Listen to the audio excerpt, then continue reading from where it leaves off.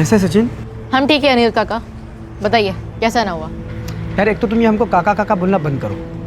हम तुम्हारे काका नहीं है, बाबूजी हैं तुम्हारे। तुम हमको पापा बोला करो। आप हमारे पापा नहीं काका जी। बताइए क्या काम है, यहाँ क्यों आए आप हमारे हॉस्टल? हम तुमको लेने आए। कल और परसों तुम्हारी छुट्टी है ना? छुट्टी तो है, लेकिन इस हफ्ते हम घर नहीं जा रहे, हमारे इम्तहान है। अम्मा जी को बता दिया हमने सब, अगले हफ्ते वो हमका लेने भी आ रही है। अरे लेकिन तुम पढ़ाई घर पे भी कर सकते हो ना। घर वालों से मिलोगे तो बात करोगे, उनको अच्छा लगेगा और तुमको भी अच्छा लगेगा। एक काम करो, चलो सामान बांधो।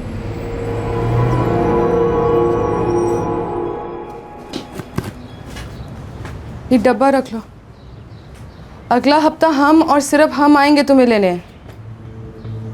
सुनो, हमरा अलावा अगर कोनो और आदमी आया तुम्हें लेने तो जाने का कोनो जरूरत नहीं है, समझे ना? अम्मा जी ये बात आप हमको 4 बार बता ही चुकी है और हम 4 बार समझ भी चुके हैं। अजीत भैया, आप जाइएगा ना सचिन के हॉस्टल, वो तो आपके जगह से ज़्यादा दूर नहीं है। तुम कोनो बात का चिंता मत करो गीता, हम बराबर खबर लेते रहेंगे सचिन का।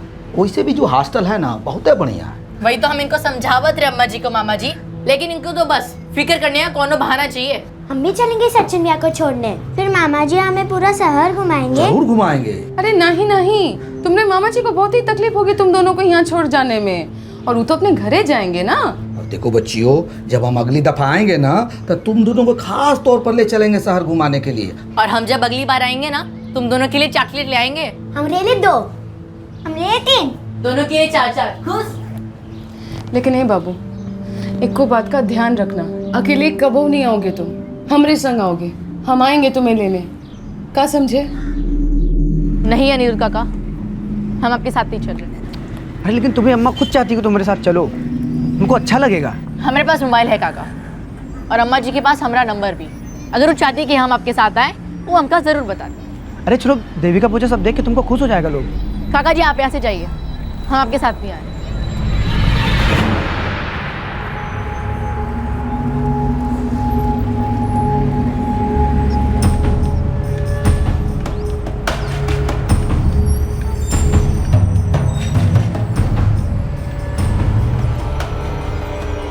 जब बात आती है अपने बच्चों की सुरक्षा की, तो हर मां के अंदर एक कुदरती अंतर्ज्ञान होता है, आभास होता है, एक इंट्यूशन होती है। और इसी की वजह से सचिन की मां गीता ने उसे बार बार चौकन्ना किया था कि वो किसी और के साथ हॉस्टल से बाहर ना जाए। सचिन ने इस बात पर अमल तो किया, लेकिन उसने अपनी मां को यह नहीं बताया कि अनिरुद्ध उससे मिलने आया था। कौन था ये सचिन का अनिरुद्ध काका? ये शख्स दरअसल सचिन की मां गीता का दूसरा पति था। अनिरुद्ध गुप्ता और उसके छोटे भाई सुजीत गुप्ता ने मिलकर सचिन को लेकर एक साजिश रची थी। दुर्भाग्यवश सचिन को इस बात को लेकर कोई आभास नहीं हुआ, इंट्यूशन काम नहीं कर पाई।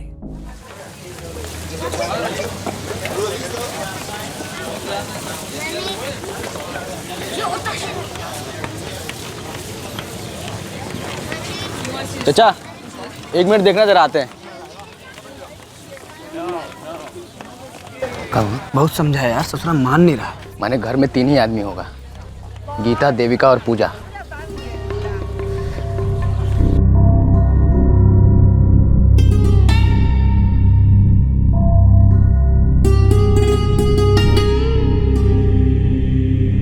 सुनो लड़कियों, स्कूल से सीधा घर आना है। अम्मा हमको भी अभी सचिन भैया की तरह हॉस्टल काहे नहीं भेजती? हमका नहीं जाना हॉस्टल। तुम दोनों फिजूल की बात लेकर बैठ गई। जब भेजना होगा तब भेज देंगे हॉस्टल, समझी? अब चलो, स्कूल के लिए देरी हो रहा है, चलो भागो यहाँ से।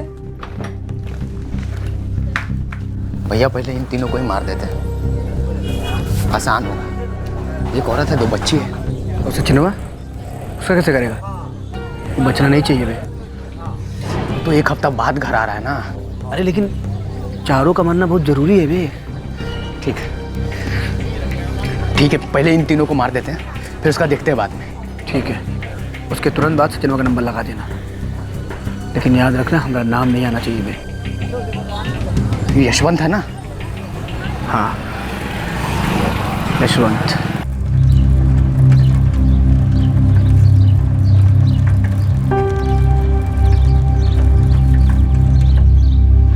कैसी हो गीता? बस ठीक है यशवंत भैया। ओ, अपना सचिन ठीक ठाक है ना नया हॉस्टल में? जी अभी तक तो सभी कुछ ठीक ही चल रहा है। अब बहुत दूर का फिक्र मत किया करो, एक एक दिन बढ़िया से कट जाए ना, वही ठीक है। हाँ चलते हैं।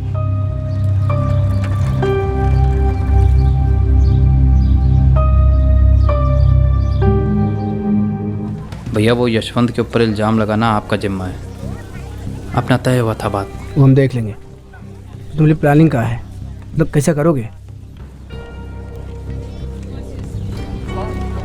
मंदिर का आखिरी आरती शुरू होता है शाम 8 बजे, 8:30 तक चलता है और वो आरती का शोर इतना होता है कि कुछ सुनाई नहीं देता है। घर में चाहे कितना भी चिल्ला लें, गीता, पूजा और देविका, कुछ सुनाई नहीं देने वाला है। बस 8 से 8:30 बजे के बीच हम घर में घुसेंगे और तीनों को मार देंगे। वो जिम्मा हमारा है। अरे लेकिन यशवंत, वो तो बगले में रहता है ना, चिल्ले चिल्ले होगा तो उसका पता नहीं चलेगा। अरे हम खुद मुआयना किए हैं भैया, वो आरती के शोर में कुछ सुनाई नहीं देता है, कुछ सुनाई नहीं देता है। हम खुद चिल्ला चिल्ला कर देखे हैं। ऐसे शुभ काम में देरी का है। तुम जाओ, तीनों का काम लगाओ, बाकी यशवंत को हम संभाल लेंगे। ऐसा फंसाएंगे ना ससुरे को कि बच नहीं पाएगा। और सुनो, उसके बाद सचिनवा को मारना बहुत ज़रूरी है। हाँ हाँ हाँ, करना ही पड़ेगा और कोई चारा नहीं है, चारों का काम तमाम करना पड़ेगा।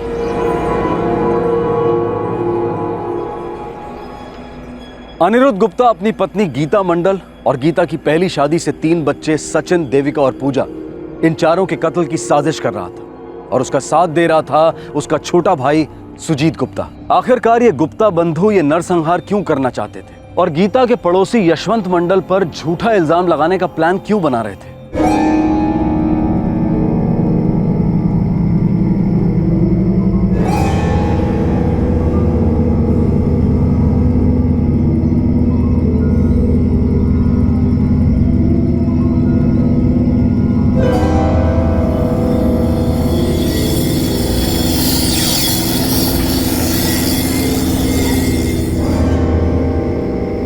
फिर जा रहे हो उस बला के पास?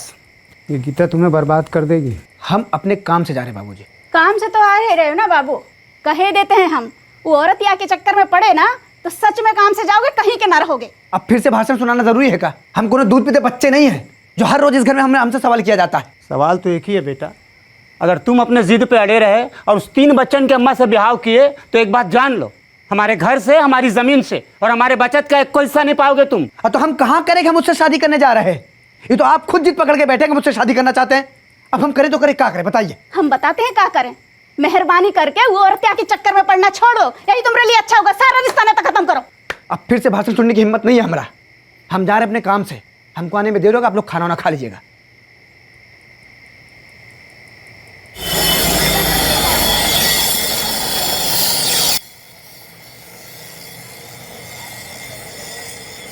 कभी ऐसा ही कर दो।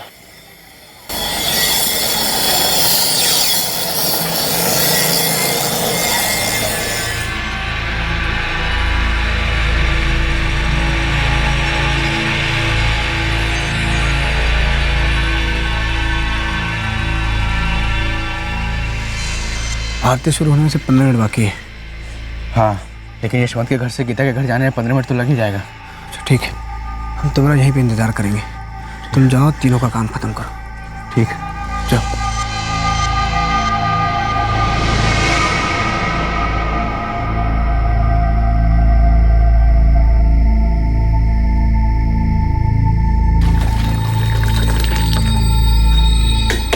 देविका, आजा बेटा, खाना लगा दे। आई अम्मा।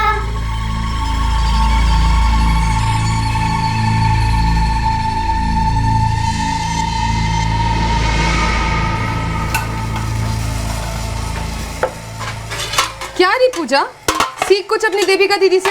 आजा, हाथ बटा, खाना खाएंगे सब साथ में।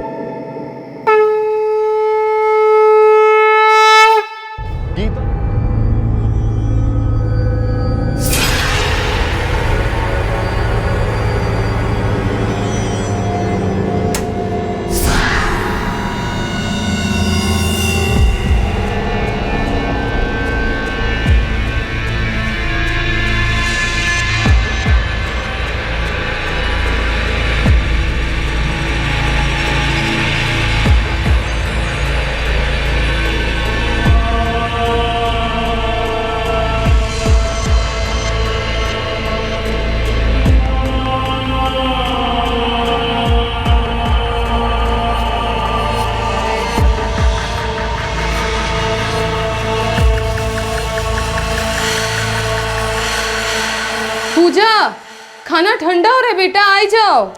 आई अम्मा।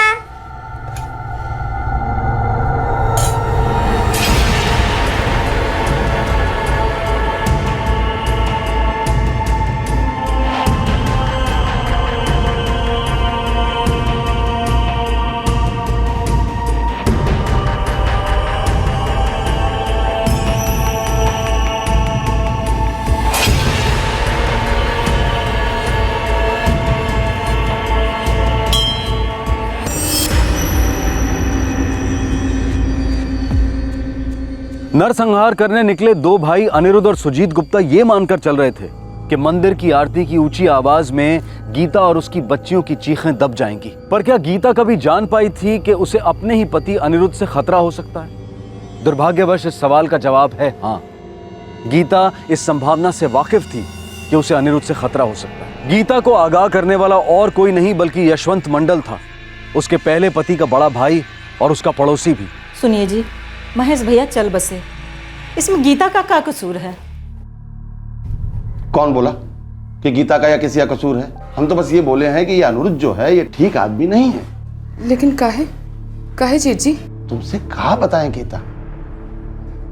ये अनिरुद्ध जो है ये हमारा और महेश का फूफा का लड़का है। बचपन से देखे हैं उसको, अब उसको हम ठीक से जानेंगे कि तुम। लोग बदलते नहीं है का? और वैसे भी वो गीता को पसंद करता है। कौनो पसंद वसंद नहीं करता है, बेशरम आदमी है, बेशरम। ये जो अनिरुद्ध है ना, ये कौनो न कौनो छुपा इरादा से तुमसे शादी का बात कर रहा है, और ये तुम्हारे लिए बहुत खतरनाक है और तुम्हारे बच्चों के लिए भी। जिम्मेदारी तो उठाना दूर का बात, वो कब कहां कर जाएगा का कौनो भरोसा नहीं।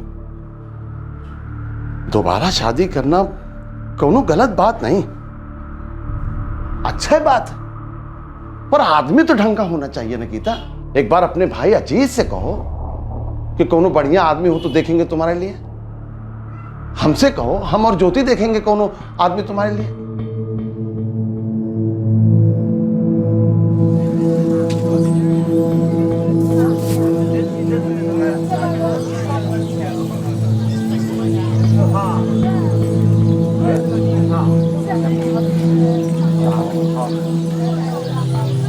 तो क्या सोचा? सबका मंजूरी होना जरूरी है अनिरुद्ध। हमरे जेठ तो तुमरे सख्त खिलाफ है। अरे तुमने जेठ जी को मारा गोली, ये बताओ बच्चों ने क्या कहा? अम्मा, अनिरुद्ध काका हमारे बाबूजी कैसे बन सकते हैं? बाबूजी की जगह कौन नहीं ले सकता अम्मा। और अगर शादी हो भी गई ना तो भी मुझे बाबूजी नहीं कहेंगे। हमें तो समझ में नहीं आ रहा। अम्मा, तुम दूसरी शादी काहे करना चाहती हो? जिंदगी अकेले बिताना आसान नहीं होता। तुम तीनों अभी छोटे हो, हमें भी तो सहारे की जरूरत पड़ेगी ना। अम्मा, तो हम बने तुम्हें सहारा, किसी और को बीच में लाने की क्या जरूरत है बिटुआ? नहीं अम्मा, नहीं है। हमरा तीनों बच्चा लोग हमसे नाराज है, सब मना कर रहा है, कोई कबूल नहीं करेगा। अरे एक बार हमारी शादी हो गई ना तो सब कबूल करेंगे। और वैसे भी हमको किसी की पड़ी नहीं है, हमको पड़ी है सिर्फ बच्चा लोग की, क्योंकि वो अब हमारी जिम्मेदारी है। सचिन, देविका और पूजन की पढ़ाई लिखाई शादी ब्याह सब अब मिलके करेंगे गीता। पर सबसे बैर लेना अच्छा बात है का? तो क्या प्यार की कुर्बानी देना अच्छी बात है? हमारी तरफ से कोनो राजी नहीं होगा। और तुमको क्या लगता है हमारे अम्मा और बाबूजी हंसी खुशी शामिल होंगे? एक तो वो तुम्हारा ममरा भाई महेश की विधवा है। हाँ तो क्या हो गया विधवा है तो? गीता अच्छी लड़की है, एक बार आप और अम्मा जी मिल कहे नहीं लेते उससे? अरे हम तो उसका चेहरा भी नहीं देखेंगे, और तुम जो उधर गए ना तो तुम्हें भी घर से निकाल देंगे, और जो तुम हमारा नाम अपने नाम के पीछे लगाते हो ना वो वापस ले लेंगे। अरे ऐसी क्या कमी है उसमें? उसमें जौन है तौन है, लेकिन असली खोट तुम्हारी बुद्धि में है, जो 3 बच्चन की अम्मा से ब्याह करने चले हो। भरी जवानी में अधेड़ हो जाओगे, किस किस को संभालोगे? अरे हम सब संभाल लेंगे, वो हमारी जिम्मेदारी है। अरे आप चुप रहिए अनिरुद्ध भैया, आपका नियत तो पहले ही से खराब था। अबे सुजीत, ऐसे आरोप लगा के क्या बकवास करे तुमको पता है? क्या खराबी है हमारी नियत में? हैं? अबे जा कहाँ रहे हो बताओ। अबे उसको कुछ बोलने की जरूरत नहीं है, लेकिन तुम्हें सुनने की जरूरत है। अगर तुम उधर गए ना तो तुम हमारे लिए नहीं रहे। लाओ डब्बा। हम अम्मा बाबूजी के खिलाफ जाने के लिए तैयार हैं। तुम्हारे लिए आसान है, हमरे लिए नहीं। दुनिया चील कौवे की तरह हम पर नजर टिकाए हुए है कि कब हम फिसले और कब नोच लिया। और अगर हम ये सब आसान कर दें तुम्हें लिए तो? अब ये बात का काम मतलब हुआ? मतलब ही कि नोच खाने वाली दुनिया को कभी पता ही नहीं चलेगा कि हमने शादी कर ली। देखो, तुम्हारे तीनों बच्चा लोग के साथ अपने घर पे रहना, हम अपने अम्मा बाबूजी के साथ अपने घर पे रहेंगे। लेकिन शादी तो हमारी हो चुकी होगी, हम पति पत्नी भी हो गए होंगे। हम बच्चा लोग की सारी जिम्मेदारी उठाएंगे। हम हर रोज तुमसे मिलने आएंगे। क्या बोलती हो? इतना सोचो मत गीता, जिंदगी ससुरी बहुत छोटी है। इतना सोच विचार के उसको और छोटी मत बनाओ। हाँ बोल दो गीता, तुमको हमारे प्यार का वास्ता है। हाँ बोल दो।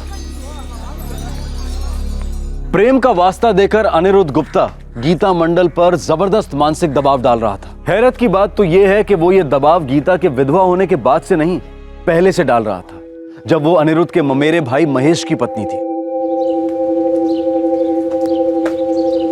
ए गीता,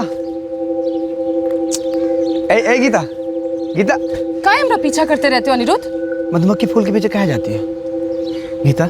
गीता भौजी, गीता भौजी है हम तुमरे महेश भैया की धर्म पत्नी। लक्ष्मण रेखा को पार करने की कोशिश न करना कहे देते हैं। कितनी बुरी एक्टिंग करती हो।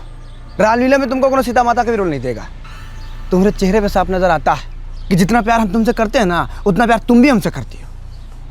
एक बार अपने आप से सच बोल दो गीता, और हमारे पास आ जाओ। हम तुमको ऐसी जिंदगी देंगे ना जो तुम जैसे सुंदर औरत का हक है। तुम तो अपने मन में ना जाने काका कहानी बना लिए हो। हमका तुम्हें कोनो दिलचस्पी नहीं है। तुम बस जाओ यहाँ से, हम शादीशुदा है। और एक बात सुन लो, हम तुमने महेश भैया के साथ कोनो दगाबाजी कभी नहीं करेंगे।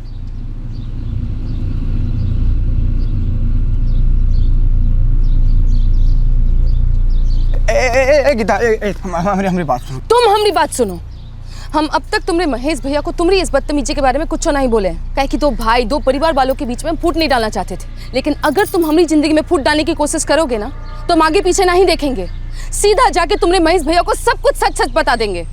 उसके आगे जो होगा वो तुम्हारी जिम्मेदारी होगी, हमारी नहीं।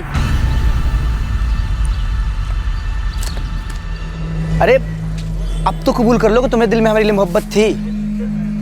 शादी के लिए हाँ तो कह दो। अरे तुम महेश भी नहीं इस दुनिया में, तो धोखा देने का तो कोनो सवाल ही नहीं उठता है।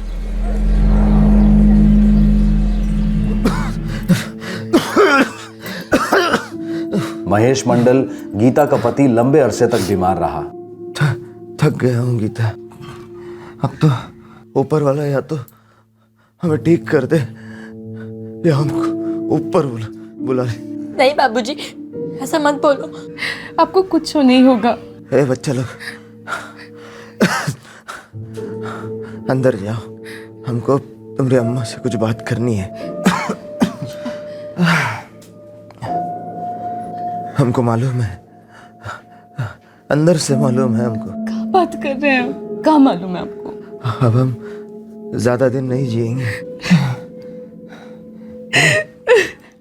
ए सुनो गीता, अब रोना धोना नहीं, बच्चन के लिए तुमको मजबूत होना होगा। हम पूरा इंतजाम कर दिए है। ये घर है तुम्हार नाम पर, दो ठेले है, मतलब जिंदगी में पैसों का खातर कोई दिक्कत नहीं आएगी, ना तुमको ना बच्चन को। उनको पढ़ाओ लिखाओ, अपन पैरों पर खड़ा करो उनको। हम सब कुछ बेच बाच कर आपका इलाज करवाएंगे, कुछ नहीं होने देंगे आपको। हम तोहरे और बच्चन के लिए पीछे क्या क्या छोड़ के जा रहे हैं हम बताते हैं।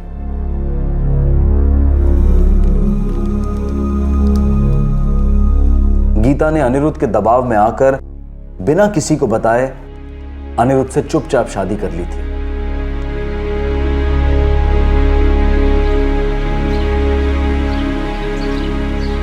जब तक बाबूजी इस दुनिया में जिंदा हैं तब तक हमें शादी को राजी रखना पड़ेगा। पर हम हर रोज तुमसे रात को मिलने आएंगे, उसकी फिक्र तुम मत करना। वो बात का फिक्र हमको कभी था ही नहीं। वो तो हम जानते तुम आओगे, पर दिन में दुनिया का सामने कब आओगे अनिरुद्ध? हमारे बाबूजी की तबीयत जो है ना एकदम खस्ता रहती है, मतलब मुश्किल से साल 2 साल चलेंगे बस।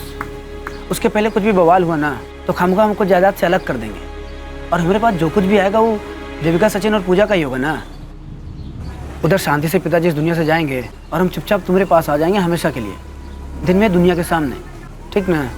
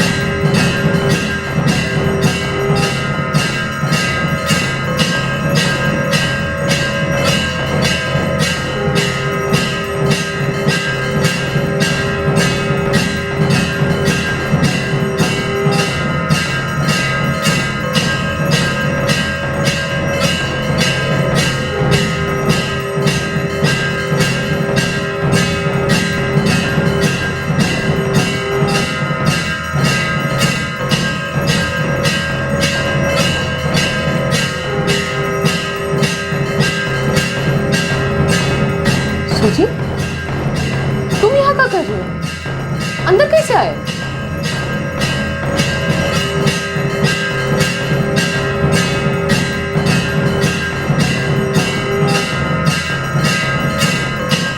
इस नरसंहार का मकसद क्या था? क्या यह भयंकर साजिश उस खजाने, उस संपत्ति के लिए की जा रही थी जो गीता का पति महेश मंडल गीता और उसके बच्चों के लिए छोड़ गया था? या फिर इस हत्याकांड के प्लान के पीछे कोई और ही कारण था?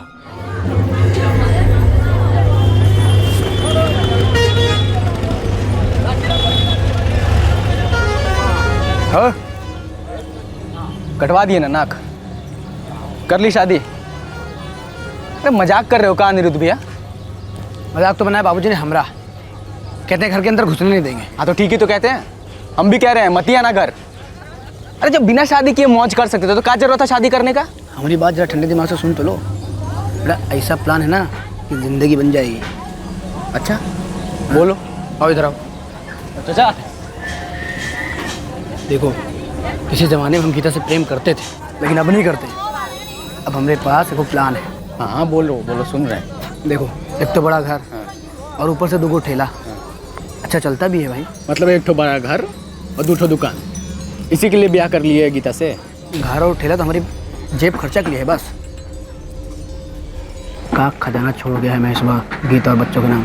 और तुम सुनोगे तुम्हारी का खजाना है?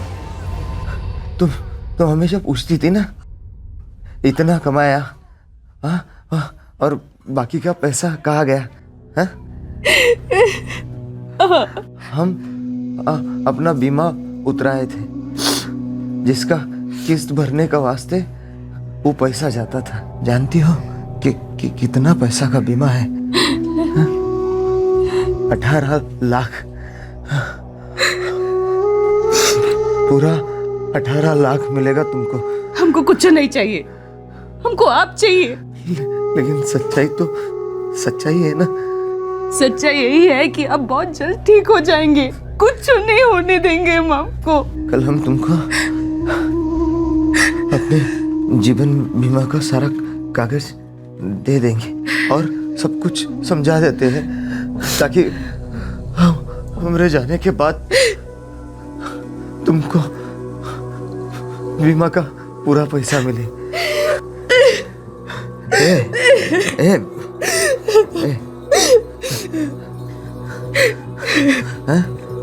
समझ गई ना?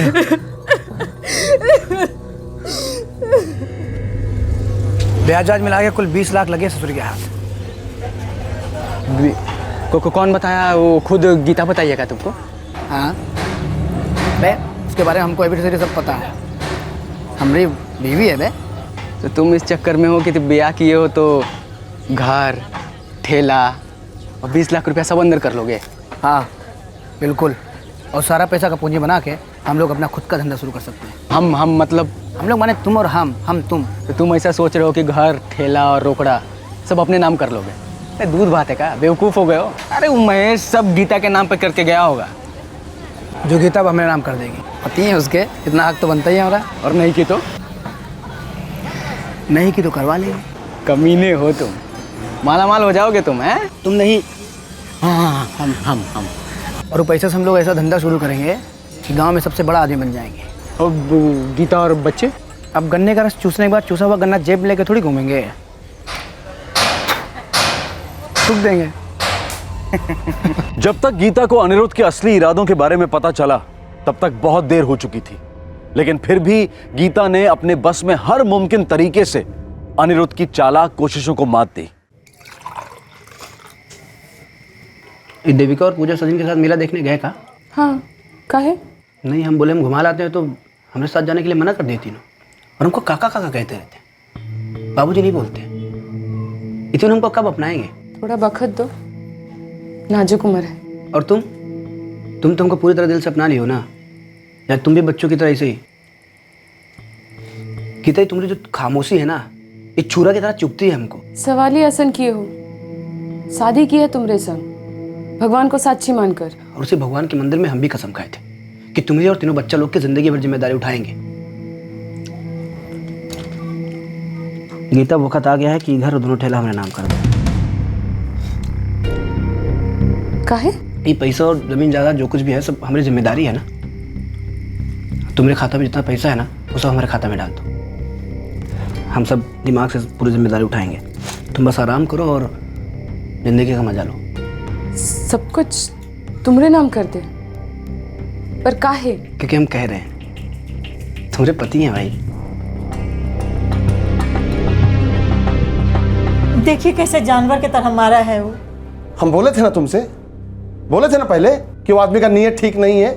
गलती हो गई हमसे। जो हो गया सो हो गया। अब बिना देर किए तलाक दो उसको। शादी का रजिस्ट्रेशन किए हो ना? कहाँ, बस मंदिर में 7 फेरे लिए थे पुजारी और भगवान जी के सामने। हम तो अपने सगे भाई अजीत भैया को भी नहीं बोले कि हमारी शादी हो गई। वो भी अपने परिवार वालों को कुछ नहीं बोला है। एक तरह से ये ठीक भी है कि शादी का कानून सबूत नहीं है। कम से कम कानूनी तौर पे वो तुमको अपनी पत्नी तो नहीं बोल पाएगा। तो अब दूर करो सारे को, तोड़ो सारा रिश्ता नाता। पर एक बात का ध्यान रखो, अपना जान का हिफाजत करो और अपने बच्चा लोग का हिफाजत करो। वो ससुरा कौनो हद तक जा सकता है। बिना सर्टिफिकेट के तुम बैलगाड़ी भी नहीं चला सकते। और शादी तो जीवन की रेलगाड़ी है। अच्छा, तो अगर सर्टिफिकेट पेश करें तो क्या मिलेगा हमको? जाली सर्टिफिकेट होगा तो सजा मिलेगी, असली होगा तो इंतजार मिलेगा। इंतजार मतलब समझे नहीं। आपकी पत्नी भगवान की दया से स्वस्थ है, जवान है और सारे जायदाद की मालकिन है। अब खुदा न खास्ता कुछ होता है तो प्रॉपर्टी आपको मिल सकती है, वरना उनके बुढ़ापे और देहांत तक आपको इंतजार करना पड़े। और अगर सर्टिफिकेट ना हो तो? अरे भाई अभी वही बात तो कर रहे थे कि नहीं होगा तो क्या होगा। अब दोबारा मत पूछना। तो वकील साहब, अगर सर्टिफिकेट ना हो तो क्या मिलेगा हमको? ठेंगा मिलेगा। आपकी पत्नी के देहांत के बाद सारी जायदाद बच्चों को चली जाएगी। तो लाखों की भूतनी लातों से भी नहीं मान रही। मानना तो पड़ेगा, बहुत मेहनत किया हमने और हम अपनी मेहनत ऐसे बर्बाद नहीं होने देंगे चाहे कुछ भी हो जाए। तो थोड़ी मेहनत और कर लेते हैं ना भैया। हाँ, मेहनत तो करनी पड़ेगी क्योंकि रास्ते में 4 कांटे हैं और चारों को एक साथ साफ करना पड़ेगा। गीता, सचिन, देविका और पूजा, इन चारों को मारना ही पड़ेगा, तब जाके सारा माल मेरा हो पाएगा। मेरा? ये हमारा से मेरा कैसे हो गया?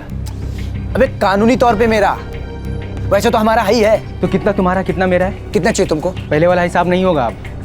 ये रोटी का एक टुकड़ा दे दिए बाबूजी से बात छुपाने के लिए कि शादी होगी तुम्हारी गीता से। रोटी का कितना बड़ा टुकड़ा चाहिए तुमको? मैं रोटी बीच में से फटेगी, आधा तुम्हारा आधा मेरा।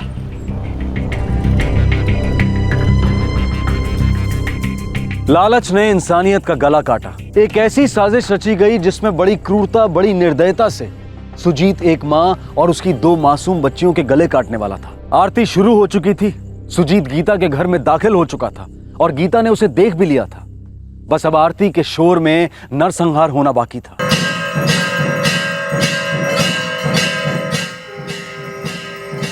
क्या बात है सुजीत? और ये चोरन की तरह अंदर काहे आ रहे हो?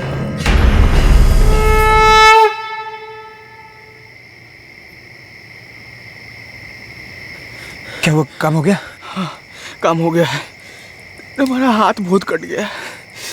क्या वो ज्यादा लग गया क्या? हाँ, लेकिन कोई बात नहीं, अब जाइए, हम संभाल लेंगे। अच्छा ठीक है, अभी तुम किसी डॉक्टर के पास मत जाना, घर में जाना, इस पे हल्दी लगा के पट्टी कर लेना, ठीक है? अभी सचिनवा बाकी है। सचिनवा के देखते हैं, बहुत थक गए, दिमाग सुन्न हो गया है, थोड़ा आराम कर लेते हैं। और चक्कू कहाँ है? और तुम्हारी भूसड़ कहाँ है? चक्कू नदी में फेंक दिए। भूसड़ में भी खून लग गया था, उसको भी नदी में फेंक दिए। एक काम करो, तुम जाओ, हम इसके आगे का देखते हैं।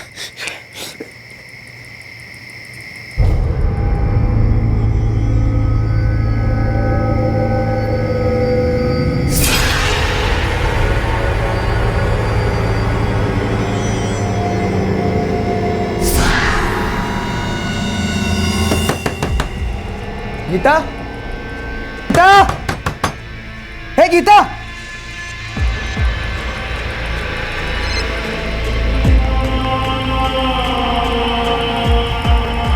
यशवंत भैया, यशवंत भैया, हे यशवंत भैया, यशवंत भैया, यशवंत भैया, कहाँ है अनिरुद्ध? यशवंत भैया कहाँ है? कोई बात है का? क्या हुआ? यशवंत भैया, गीता और तीनों बच्चे कहाँ हैं? घर में होंगे, नहीं तो बाहर होंगे। हमको क्या पता वो लोग कहाँ हैं? अरे बहुत देर से दरवाजा खटखटा रहे, कोनो जवाब नहीं मिल रहा हमको। सो रहे होंगे, नहीं तो बाहर होंगे। लेकिन कोनो सोने का समय थोड़ी ना है। तो बाहर होंगे। अगर बाहर जाते तो कम से कम दरवाजे पे ताला लगा के जाते ना, दरवाजा अंदर से बंद है। हमको काहे बता रहे हो ये सब? हमारा दिल बहुत घबरा रहा है भैया, चलिए देखिए ना क्या माजरा है। हम काहे आए भैया? तुम्हारा मामला है, तुम समझो। और वैसे भी हमको नींद आ रहा है, हमारा सोने का समय है।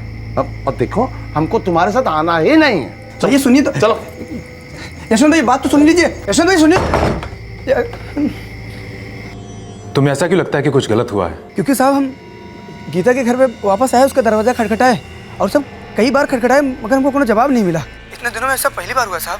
और गीता के जेठ ऐसे बगल में रहते हैं साहब, हम उनके पास गए, उनको कहे कि दरवाजा अंदर से बंद है, आप पता नहीं कहाँ माजरा, चलिए देखिए, तो अजीब तरीके से पेश आ रहे हैं, मतलब आने से इनकार कर दिया साहब। तो फिर क्या किया तुमने? फिर हमने सर आपको फ़ोन लगा दिया तुरंत।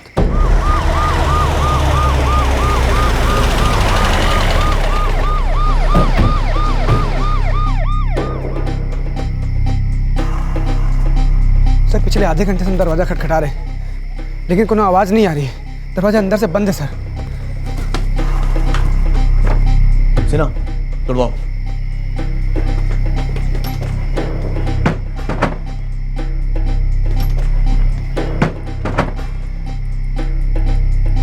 क्या हो रहा है?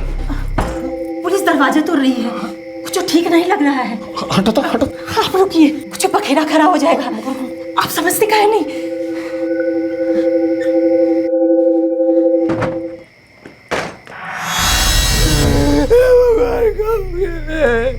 सर ज्यादा वक्त नहीं हुआ, लगता खाना खा रहे थे। साहब काम से अपने घर गए, वहाँ से नहा धो के तीनों बच्चे लोग गीता से मिलने आए तो कोई दरवाजा नहीं खोला साहब। गीता पत्नी थी तुम्हारी? हाँ साहब, गीता मेरी पत्नी का नहीं। हमको तो डर है मेरे सचिन के साथ भी कहीं वैसा कुछ ना कर दे। सचिन? कोई सचिन भी है इस घर में? हमारा सचिन कहाँ है साहब? सचिन! सचिन! सर्च करो पूरा।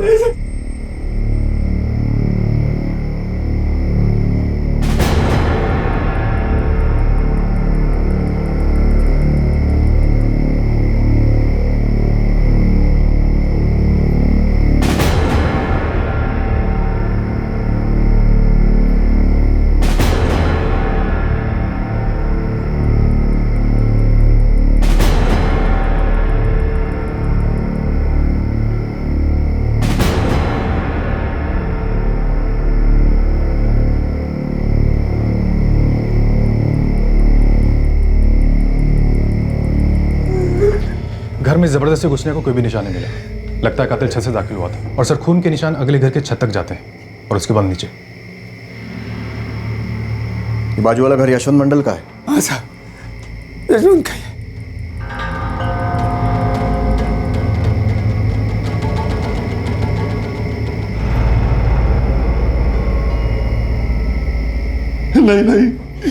नहीं साहब, नहीं साहब, हम डर गए थे साहब। दो मासूम बच्चों और एक औरत का कत्ल करने के बाद कैसा डर यशवंत मंडल? नहीं साहब, हम तो एक चूहा भी नहीं मारे हैं अभी। हाँ साहब, गीता इनके छोटे भाई महेश की पत्नी थी, वो बच्चे भी उनसे ही थे साहब। ये काहे मारेंगे साहब? वो तो हम यशवंत जी से पूछेंगे, वो भी पीट कर। पहले ये बताइए सचिन कहाँ है, मतलब उसकी लाश कहाँ है यशवंत मंडल? क्या कह रहे हैं साहब, आपको कोनो गलत फहमी हो गई है साहब।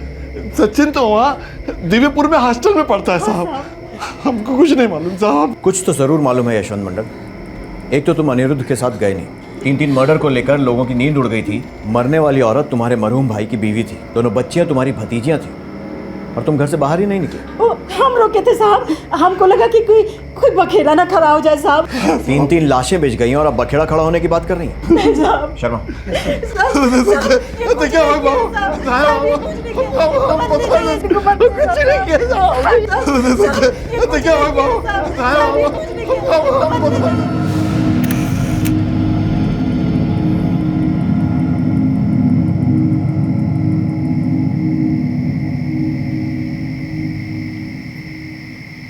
हाँ भैया, आप ही के फ़ोन का इंतजार कर रहे थे।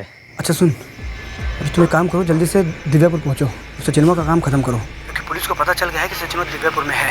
इससे पहले कि पुलिस जाए कि उसको बचाए, तुम उसका काम खत्म करो। हाँ, ठीक है। लेकिन आप? हमको पुलिस बुलाई है, हम जा रहे थाने, वो उनको बयान चाहिए हमारा। ठीक है, अभी तुम देर मत करो, निकलो, जाओ जल्दी से। ये क्या बोल रहे हैं आप सर? बेटा मुझे बताते हुए खेद हो रहा है कि तुम्हारी अम्मा और दोनों बहनों का कत्ल कर दिया गया है। तुम्हें जल्द से जल्द यहाँ आना होगा, शिवनाथ पुलिस स्टेशन।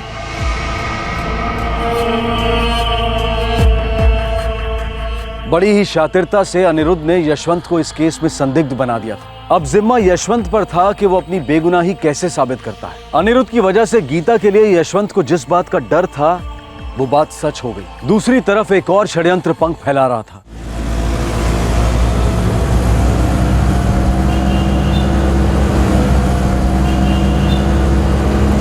साहब आप मारिए पीटिए कुछ भी कीजिए साहब, जो बात हमको मालूम ही नहीं है साहब वो जुबान पर कैसे आएगी साहब। तुम्हें यह नहीं मालूम है कि हमें मालूम है कि तुमने गीता और बच्चियों को क्यों मारा। मालूम है क्यों? वो एक चीज जो हर दूसरे जुर्म की जड़ में होती है और वो है पैसा। नहीं साहब नहीं। महेश ने जो कुछ गीता के नाम पर रखा था तुम उसे हड़पना चाहते थे। हम नहीं साहब, वो अनिरुद्ध ऐसा करना चाहता था तो मैं वो गीता से शादी किया था। आप उसको गिरफ्तार करो, एक नंबर का है वो। हमको पहले से ही डर था कि वो ऐसा ही कुछ करेगा। हम गीता को आगाह में किए थे। साहब यशवंत की पहले से बुरी नजर थी हमारी गीता पे। ये बात हमको गीता ने खुद बताया था। पिछले दिनों महेश भैया के जीवन बीमा का पैसा मिला था ना 20 लाख, उसको हड़पने के चक्कर में था। लेकिन उसका तो कुछ और ही कहना कि सिर्फ पैसे के लिए तुमने चुपचाप उससे शादी कर ली और बहुत मारते पीटते थे तुम उसे, ताकि घर, पैसा, ठेला सब कुछ तुम्हारे नाम पे ट्रांसफर हो जाए। हे भगवान, हे इंसान, ये यशवंत इस हद तक गिर जाएगा हम कभी सोच भी नहीं सकते साहब। भगवान कसम, हम कभी अपनी गीता को पैसे के लिए मारे हो ना तो हमारी जबान कट जाए साहब। प्यार करते थे साहब हम उसको, और वो भी हमसे करती थी। और साहब छुप के शादी इसलिए किए थे क्योंकि वो 3 बच्चों की अम्मा थी। समाज में लोग हम पे उंगलियां उठाते। हम काफी खुश थे साहब और सब कुछ अच्छा चल रहा था, लेकिन यशवंत से हमारी खुशियां देखी नहीं गई। उसका सारा पैसा, सारा प्रॉपर्टी खुद के लिए चाहिए था साहब। और तुम्हें लगता है कि सारे खून यशवंत ने किए हैं? बिल्कुल किए होंगे साहब। वो एक नंबर का झूठा फराडिया है। आप उसके भोली सूरत और बर्ताव पे मत जाइए साहब। और उसके साथ उसका कोई साथीदार भी होगा साहब। और हमको तो डर है कहीं कहीं वो मेरे सचिन के साथ भी ऐसा कुछ ना कर दिया।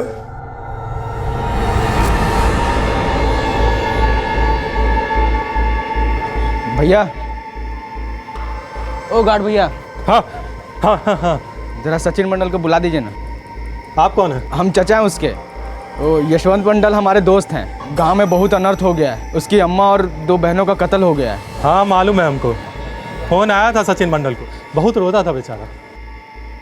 हाँ हाँ हाँ, जल्दी बुला दीजिए ना, अब उसको काका के पास ले जाएंगे। अरे वो तो रात 11 बजे के बस में बैठ के ही चला गया। जब ये फोन आया था वार्डन साहब खुद ही गए थे उसको बस में बिठाने के लिए।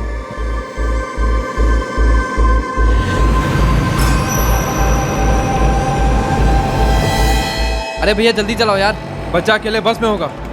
उसकी तो हालत ख़राब हो गई होगी अम्मा और बहन के बारे में जानकर। जल्दी चलो, उसे कुछ होना नहीं चाहिए। जल्दी चलाओ।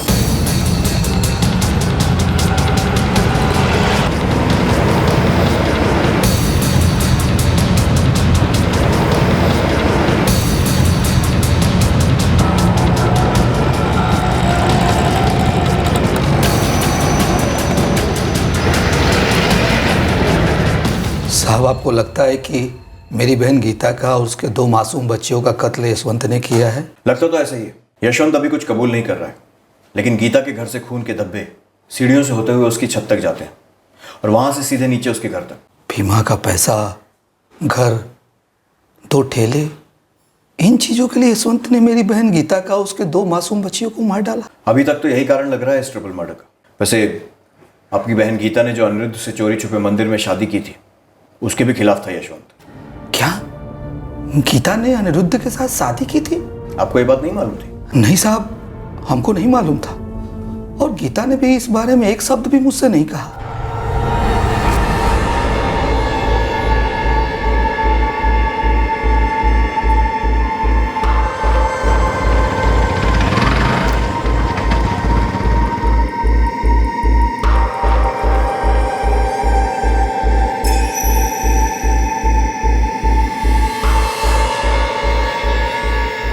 हेलो अनिरुद्ध भैया।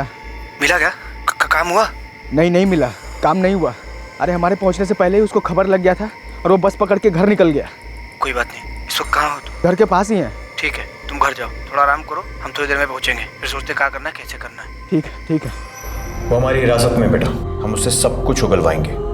लेकिन यशवंत अब ऐसा क्यों करेंगे? बेटा, अनिरुद्ध ने पुलिस को बताया कि यशवंत वो बीमा के पैसों के पीछे पड़ा था जो तुम्हारी अम्मा को मिला था तुम्हारे बाबूजी के जाने के बाद। नहीं नहीं, यशवंत ऐसा नहीं कर सकते। मुझे तो लगता है क्या लगता है सचिन? सर, कुछ दिनों पहले अनिरुद्ध काका हमारे हॉस्टल आए थे हमें लेने, और वो भी माँ को बिना बताए। क्या? जी सर। सचिन वक्त पर पुलिस स्टेशन पहुंचा और फिर पोस्टमार्टम रूम पर, और वहां पुलिस को सब कुछ बता पाया। उसने बताया पुलिस को कि किस तरह अनिरुद्ध से उसे खतरा था और किस तरह अनिरुद्ध उसे लेने आया था। लेकिन उस वक्त उस मासूम 13 वर्षीय लड़के को मालूम भी नहीं था कि असल में अनिरुद्ध का कितना भयंकर प्लान था।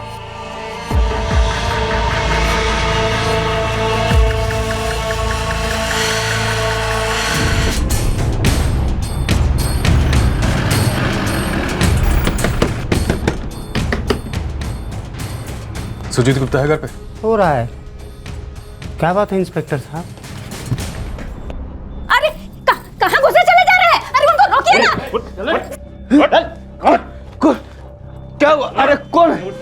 क्या हुआ? आप काहे पीछे पड़े हमारे बेटा के? सब बताते। पुलिस को बहुत ही कम समय और मेहनत लगी सुजीत की जुबान खुलवाने में। उसने भयंकर नरसंहार की पूरी प्लानिंग पुलिस के सामने रख दी। अनिरुद्ध भी पुलिस की 3rd डिग्री को सहन नहीं कर पाया और उसने कबूल कर लिया उस सारे ढोंग को, उस प्यार और शादी के नाटक को जो उसने गीता से सिर्फ पैसा और प्रॉपर्टी ऐंठने के लिए किया था।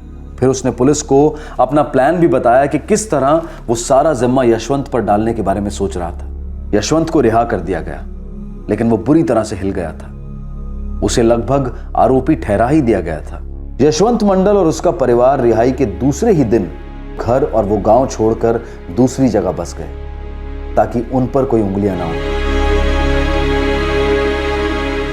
हमको तो एक लंबे अरसे से लग रहा था कि हमारा अनिरुद्धवा पगला गया है, बहुत कड़वा हो गया है। हमको तो लगता है ये अनिरुद्ध ने भड़काया है सुजीत को। अनिरुद्ध सुजीत से ना कहता तो अनिरुद्ध खुद ये भयंकर काम किसी और से करवा लेता। अनिरुद्ध सुजीत से ना पूछता तो सुजीत किसी और के लिए ये खून वून कर देता।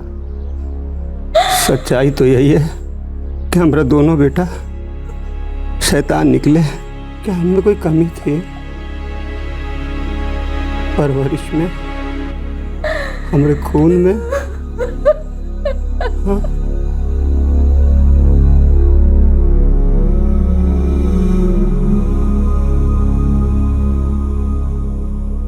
हर कदम पर इशारे मिल रहे थे कि अनिरुद्ध के मन में बहुत बड़ा खोट है। इसके पहले लक्षण तब नजर आए थे जब उसने अपने ममेरे भाई महेश के जिंदा रहते हुए भी उसकी पत्नी गीता पर डोरे डालने शुरू कर दिए थे। महेश के देहांत के बाद गीता को कई बार वार्निंग्स मिली थी अपने जेठ यशवंत मंडल से, लेकिन खुफिया शादी के बाद गीता की खुद समझ में आने लगा था कि उसने गलती की है। लेकिन जरूरत थी कि गीता अपनी और अपने बच्चों की हिफाजत का इंतजाम करती। काश अनिरुद्ध द्वारा हिंसा की पहली घटना के तुरंत बाद गीता ने पुलिस में कंप्लेंट दर्ज की होती।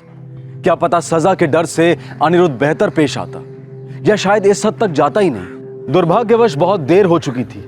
गीता को यह बात समझ में आई, लेकिन अपनी बच्चियों पूजा और देविका के बचाव का इंतजाम करने के पहले ही तीनों को मौत के घाट उतार दिया गया। गीता, देविका और पूजा की कोई गलती नहीं थी। वो बस एक आदमी के लालच की हदों से अनजान थी।